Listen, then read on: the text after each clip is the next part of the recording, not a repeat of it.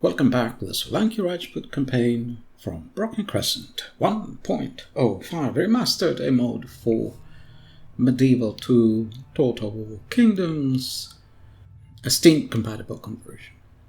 The year is 12,015.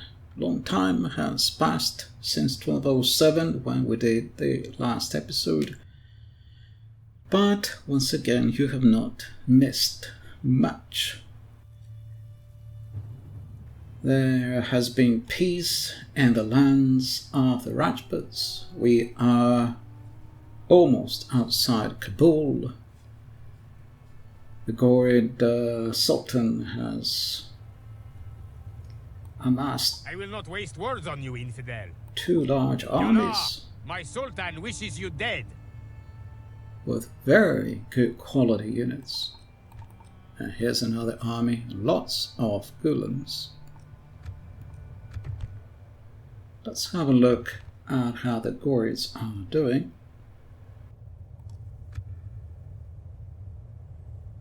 Their overall ranking is not what it used to be. Military ranking is increasing. They're hiring units. Production rankings going down because they lost a lot of the areas that were producing money, and presumably you could build good buildings, and there isn't any more the possibility of new buildings. Territorially, they're losing ground. I think they're down to 3 settlements. And financial ranking is still quite high, but not as high as it used to be.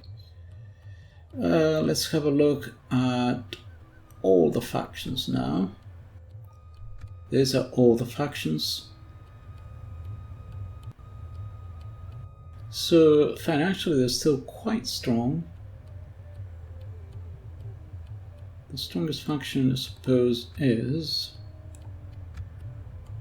the Kipchaks. Financially don't seem to be building much. Okay, let's have a look. Their population ranking, they're going down. They're left with a lot of castles at the moment. And settlements that are not very good. They're almost, except for Kabul, they're almost outside their area of recruitment. In the other settlements that they still have, overall ranking has been going down. Now they are one of the weakest factions, despite them being militarily fairly strong and financially quite strong. The production rankings gone down. Let's have a look then at what happened in the last game turn. One of the settlements rebelled. This one, Sukua. And now it has a large rebel army. It also has the plague, so we'll leave them to their own devices. One reason I wanted to do this episode at this point, although not much is happening, is that both our Maharaja and our Prince, the faction heir, are getting on a bit. So our Maharaja Shubharavarman, is now 60 years of age, and our Prince Udayaditya is 61 years of age.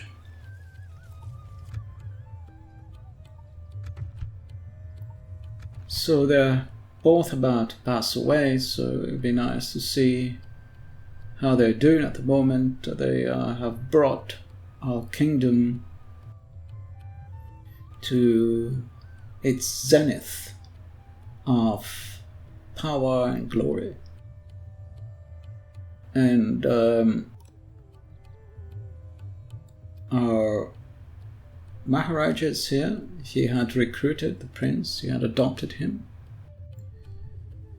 And Maharaja had a son who recently came of age, relatively recently. He's now 31.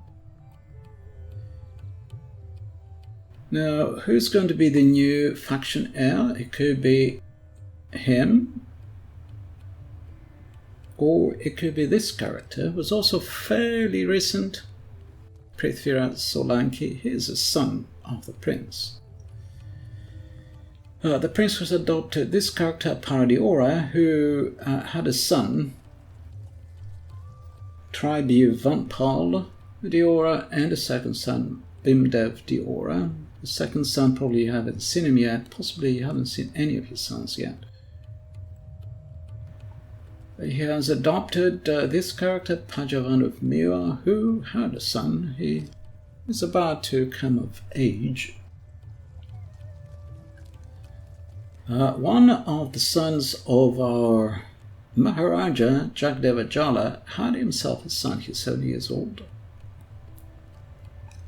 Other important characters are Varisimia Saisodia. He had a daughter who married this character. He has a son. He's 12 years of age, and he has a princess who's just 16. The other important character is Dulabaraj Suryavanshi. So the Kshatriya warriors were of 3 clans. One of the clan was the Suryavanshi clan, apparently, which means the clan who are worshipping sun as a god. It was a family name. So he had a son, Vigaharaja Suryavanshi, who was unfortunately extravagant.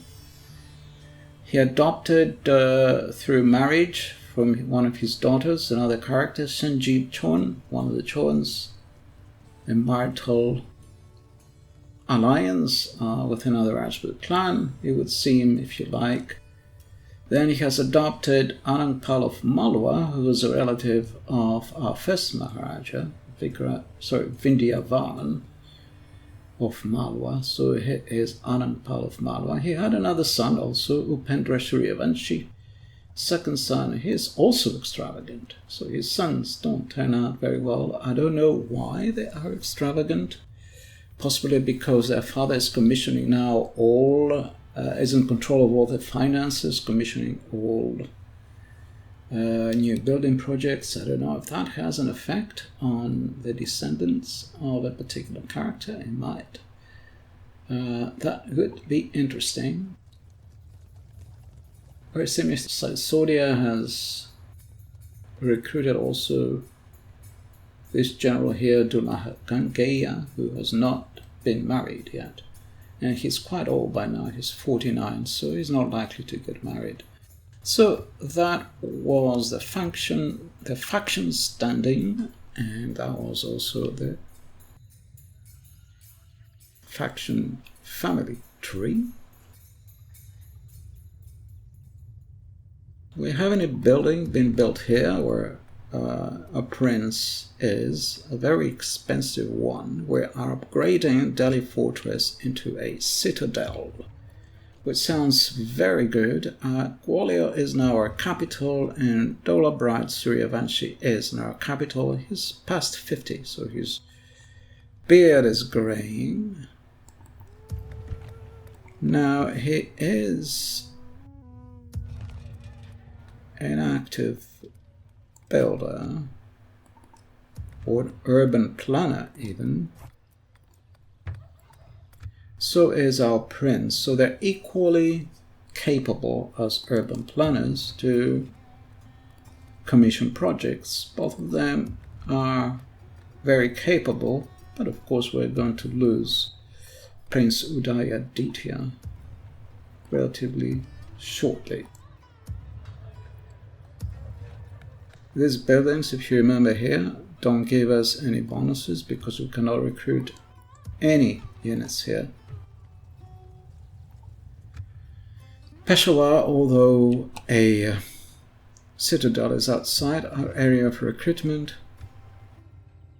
And currently I'm checking where there may be building projects we could commission. There aren't any. Our 2 urban planners have commissioned all the best buildings you could get. If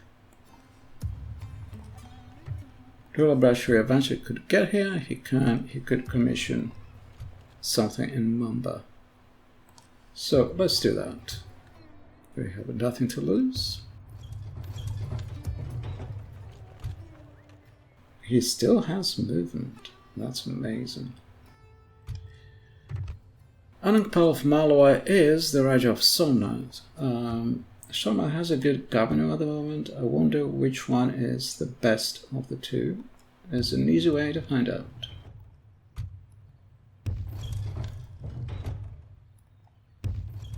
Equally good, never mind. Here's the Raja of Ajmer, I think. Indeed. And where is the Raja of Mumba? I expect he's not around here.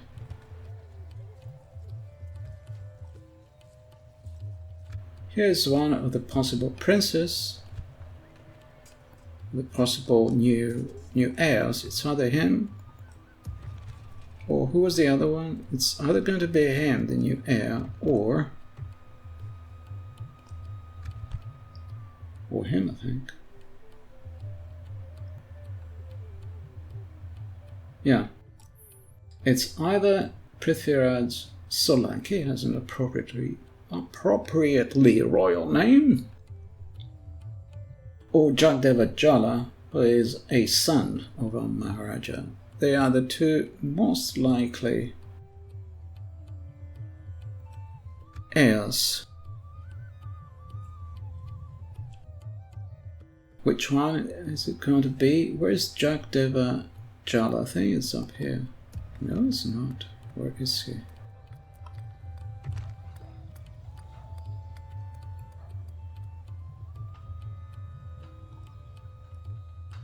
Molten.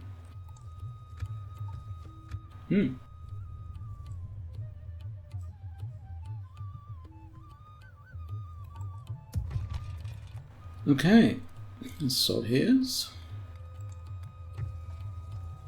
While he's here, he can commission a couple of units. Why not? That'll give him good traits. And he can stay here because nearly all our settlements have governors now. And we have a spare governor here. We have nowhere to take him because we don't have... Where's the other building? There's one more building, but the only places where we don't have governors are places that have projects going on. Okay, we can move him up here. So Gwalior now is our capital. Let's commission buildings here. 4320. Okay.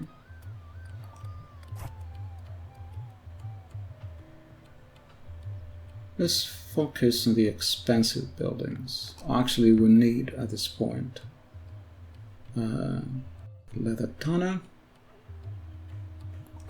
Okay, that's a useful building. So is this. Then let's get the Pujagara, I suppose. Okay, he commissioned quite a few buildings.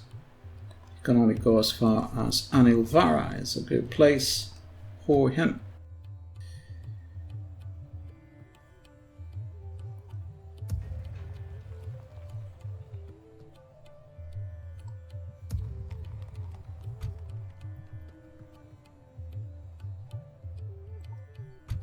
The Raja of Ajmer has to go to Mumbai since he is a good administrator. Where don't we have governors? Okay, he's not the best administrator. On the other hand, we're not building anything here.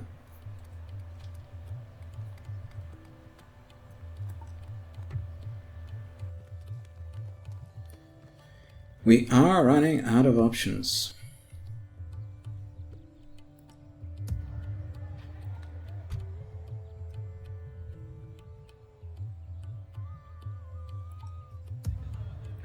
Okay, let's take this character who just married one of our princesses, Barge Solanki, very appropriately named. Get him over to Kuch. What's going to happen if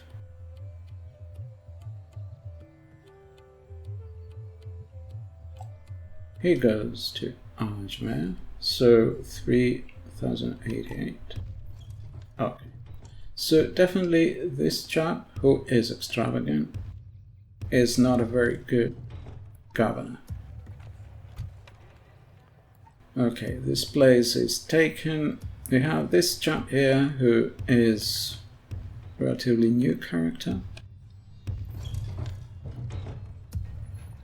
He's also relatively new. Bimdev Diora, Chivalrous father. He's not bad. We don't have anywhere to take these people. The only places we can take them to are places like Peshawar, where nothing can be built and nothing can be recruited, which is a very useless place for one of our characters. So this is how it has been going on for a little while. Nothing that you have really missed. What we could do is take one of the extra characters, if they will reach, to one of the places where one of either the Maharaja or the Prince are, because they are going to pass away, so that the place does not lapse into disorder. He will not reach. We don't have any extra characters here. The only real extra character is him. Now it's too late.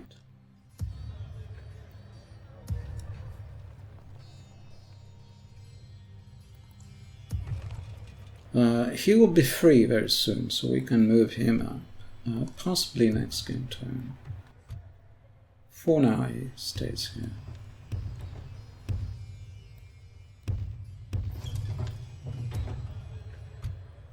Staying in Delhi is a good place, because even if he dies, the place will not lapse into disorder, being a castle.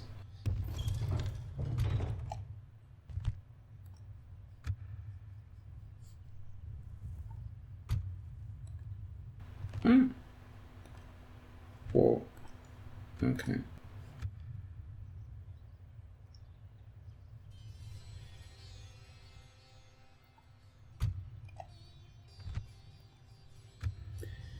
We'll go over the characters in a little bit. So, indeed, I'll probably have to do the same with our general with our Maharaja at some point. Maybe next game turn. For now, I'm going to leave Jagdev Jala, his son, in Multan, and then they can switch roles. Maharaja, because of spying and assassination missions, has lost all his chivalry. Now he's a little bit dreadful, but not too dreadful. Dreadful enough, however, to keep the population in Lahore from growing. I don't want it to grow any further. Lahore is very prone to the plague. So I don't want Lahore to grow any further. He's a very interesting character, Sanjeev Chauhan. He has an incredible amount of chivalry. Loyal, beyond question. He's a wonderful character. A sense of justice. As an administrator, he is fantastic. He is religious. So we have him here. He's just keeping this settlement growing slowly, plus 0.05. It's growing very slowly, possibly on account of the population being Islamic. He is keeping corruption down, being what was it? Legal something, sense of justice. Now, what is slowing down population growth, squalor, governance influence, 1%. There's not a whole lot we can do here. There is one character we have who could increase population further, is him.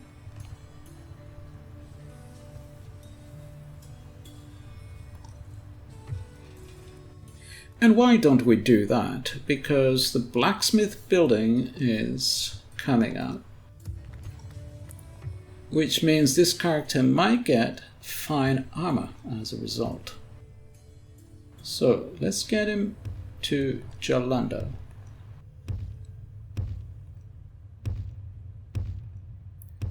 And this guy is even more capable of increasing population growth. Didn't make any difference. There.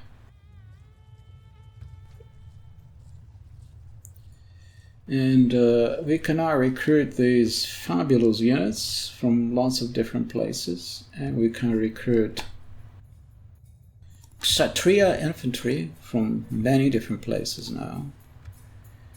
Best place turns out to be this one for recruiting Kshatriya. They get the most experience.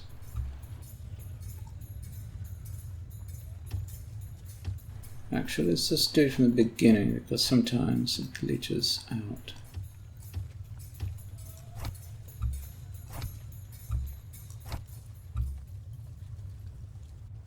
Okay. We can get some of these guys off to some other place.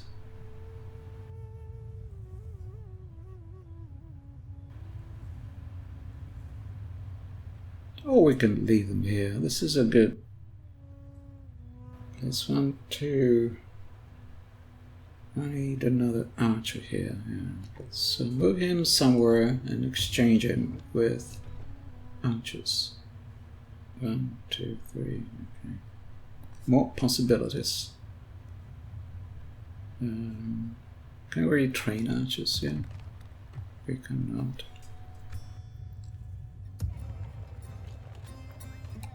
Get these ones then.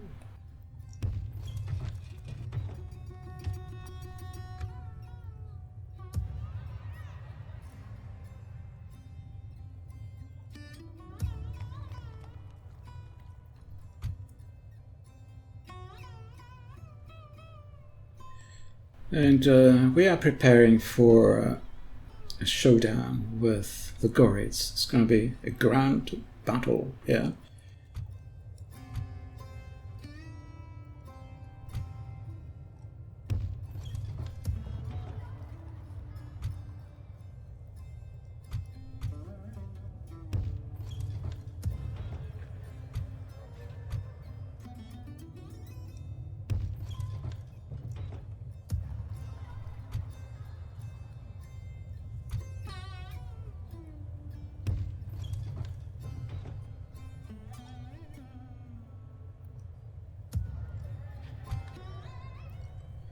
Now you see why I'm not showing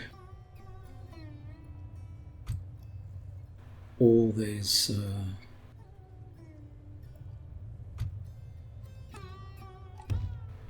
moves. It's nothing terribly exciting.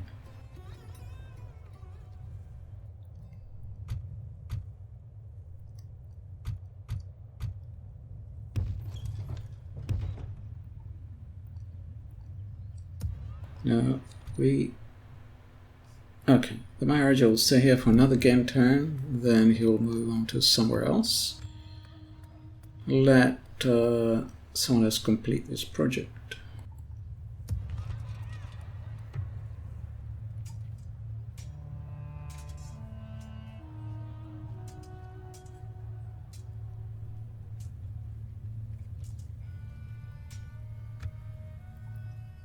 When this building is completed, we can get a new unit, Kshatriya nobles, who are cavalry. I believe it could be their elephants. I cannot remember. I think Kshatriya elephant archers are cavalry. Are elephants. Sorry. There's another unit we can get from fortresses or citadels, stables. Kshatriya nobles? Maybe not. Kshatriya elephant archers, yeah. Kshatriya nobles are cavalry, so they are lancers. They are the only kind of lancers. I believe they're lancers. Could be swordsmen. But they're only heavy cavalry, which are on horses, that the Rajputs get. Other than that unit, they get elephants.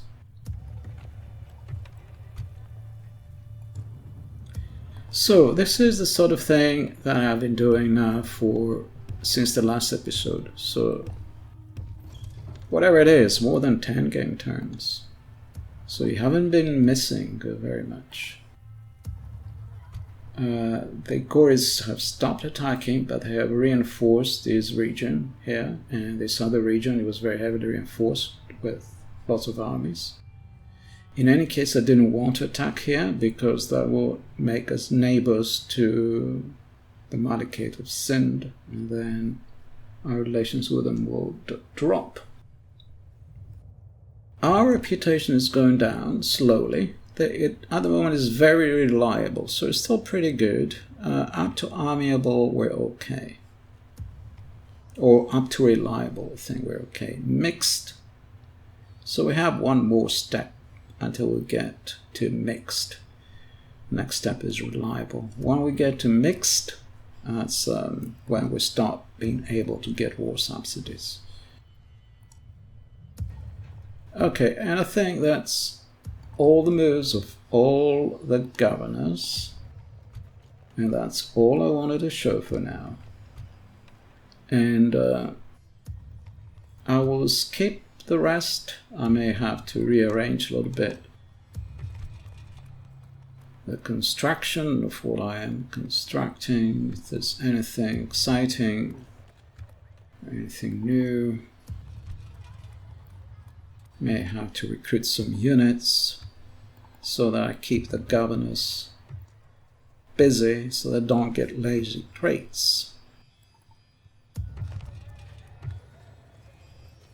And that is, unfortunately, all we're doing for the time being. It's not bad, it's not terribly exciting either.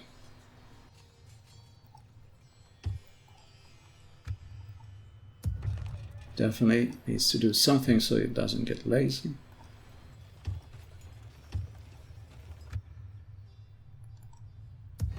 So must he.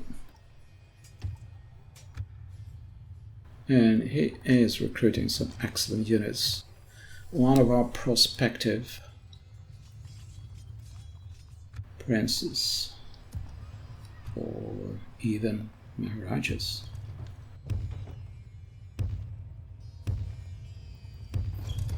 Varisimius Sodia is an excellent character. He is one of our best characters, whatever, all round.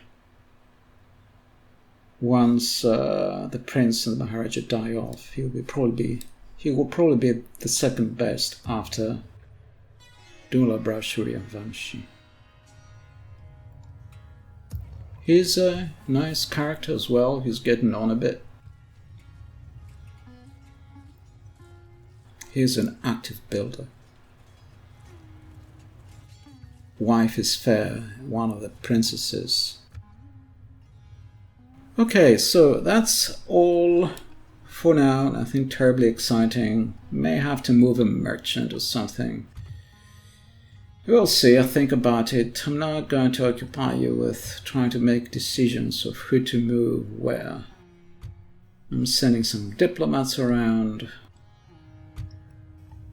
to various diplomatic missions. We have two characters here, they're making a killing. This one is already 50. This one is probably older, 59. It's making 1326.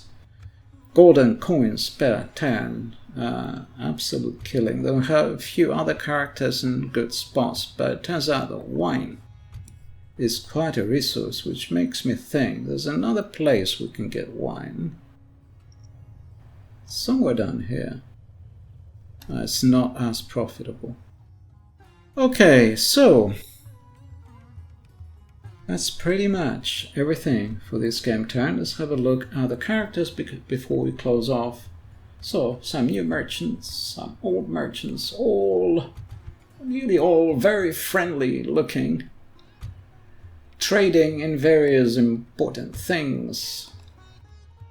This chap is intended to trade in blue fabrics. Perfect. This one is trading in golden trinkets. And have a camel driver for the Silk Road. A very wealthy looking merchant. Another chap here trading in garments or silk. This chap is trading in dyes, purple dyes, maybe other colors as well. Here is another chap trading in golden or bronze things. Behind is his shop with various silverware and other such items. Here's another merchant trading in something or other.